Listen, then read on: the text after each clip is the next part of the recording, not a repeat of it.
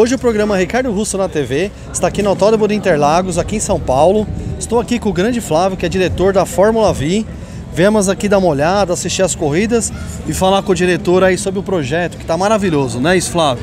Isso mesmo. O que acontece? A Fórmula V ela começou em 1967, foi criada pelos irmãos Fittipaldi e teve um hiato, depois eles foram para a Europa, virou Super V e depois parou.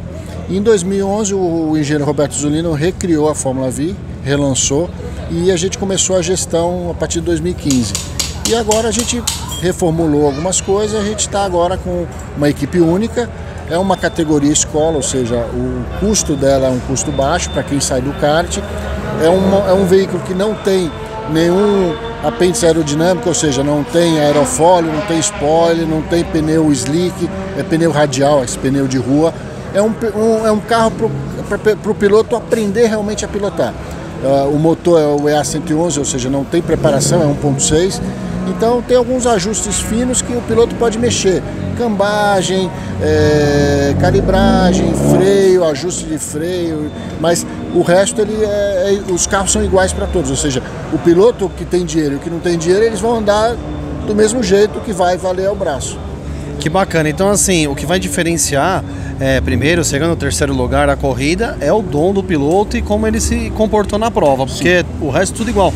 Até você estava me falando que é a questão do peso, né? Tem a pesagem. Isso. O que acontece? O carro ele tem que ter um mínimo de 560 quilos, contando o carro, o piloto e os equipamentos, que é macacão, capacete, balaclava, rãs, sapatilha e tudo mais.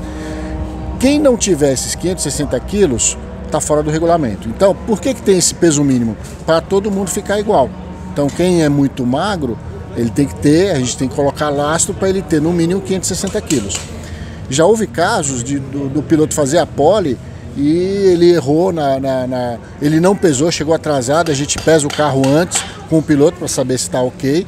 Só que ele chegou atrasado, não pesou, ele falou que tinha um peso X, ele não estava com aquele peso, ele errou.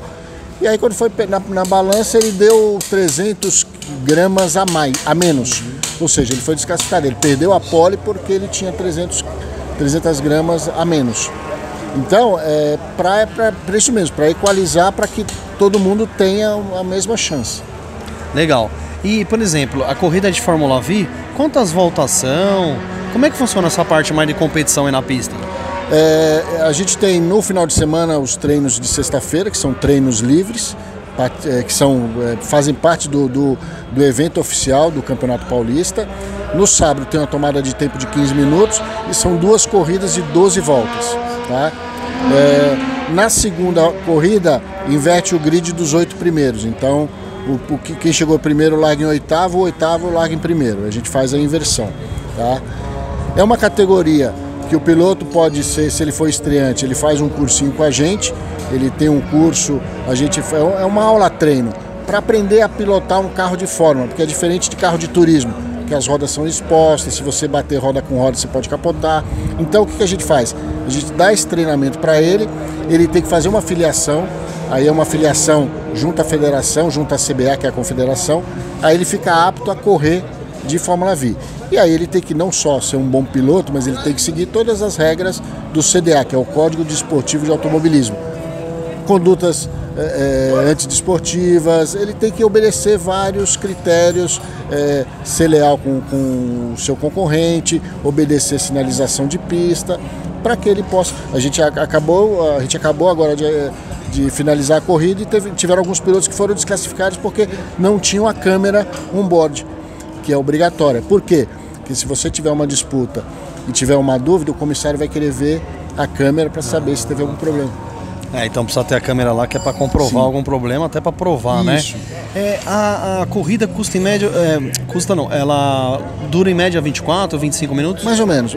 Assim, vai do que o piloto tá virando. Hoje, com um tempo assim, o pessoal tava virando 2 duro, 2,01, mas, por exemplo, o recorde aqui é 1,56. Então, em 24 minutos a gente acaba. Só que, claro, tem disputa, aí esse tempo aumenta e aí vai do tempo realmente, mas geralmente 24, 25 minutos acaba a corrida. Legal. E a respeito da Fórmula 4 que está chegando aí no Brasil, está vindo para o Brasil, explica um pouquinho para a gente como é que vai funcionar. Essa foi a novidade que bombou aí essa semana passada. O que acontece? Depois da Fórmula V, depois do kart, o piloto não tinha mais nenhuma opção de fórmula aqui no Brasil. Então ele tinha que ir para fora. E aí a gente falou, não, a gente precisa trazer uma fórmula homologada à FIA.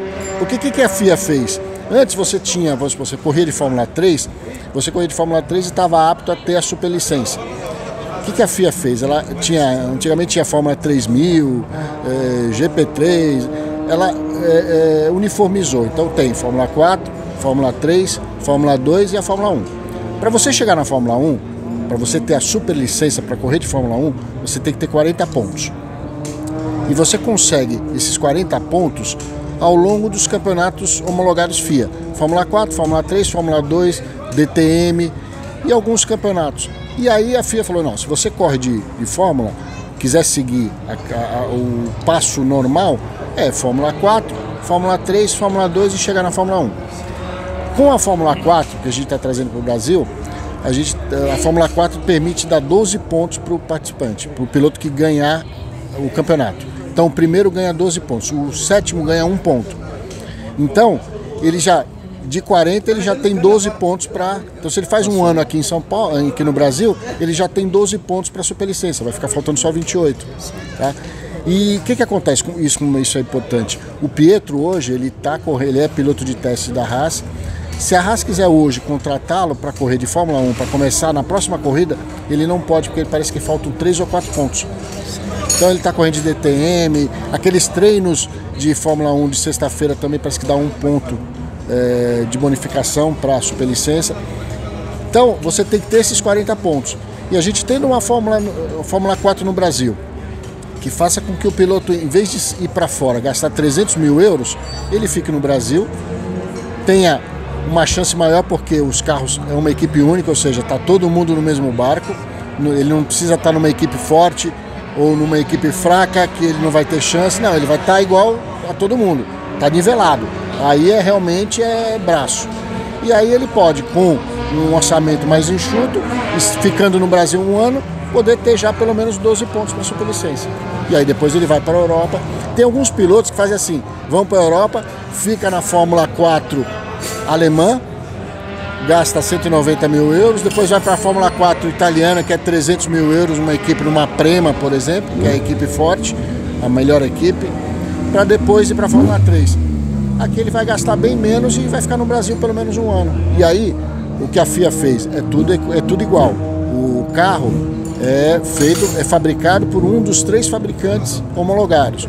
Os motores tem que ser um dos 5 que a FIA homologou, ou seja, o motor, o carro é igual aqui na Fórmula 4 da Argentina, da China, da Itália, Alemanha, Espanha, é igual.